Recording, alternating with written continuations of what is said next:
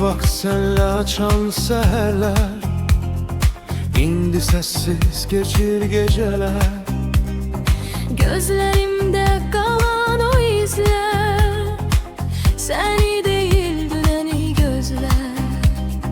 Git yolun açık olsun daha, kayıtmaz sen bu boş dünyama. Amma menden apardığın o eşki, bırak koy kalsın öz yuvama. Kaytar mənə o sevgini, kalbimde kalan nəğməni. Sen artık lazım değilsen, Qaytar mənə dünənimi, qaytar mənə o sevgini,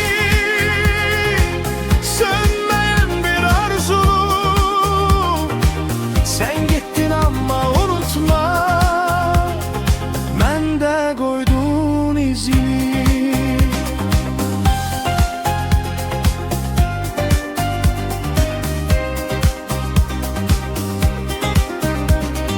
penceremde yağış izleri, hatırladır köhne günleri.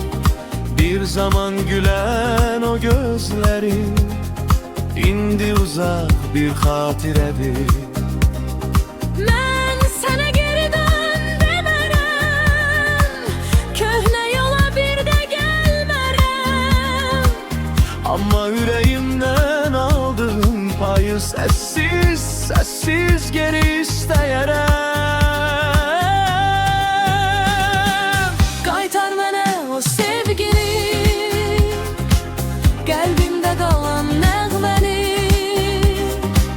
Sen artık lazım değilsen, qaytar mənə dünənimi. Qaytar mənə o sevgini, sönmeyen bir arzunu.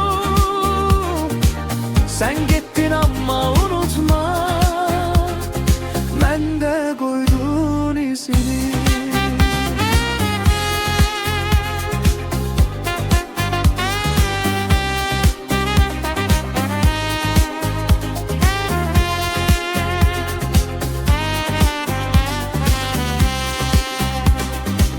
Qaytar mənə o sevgini,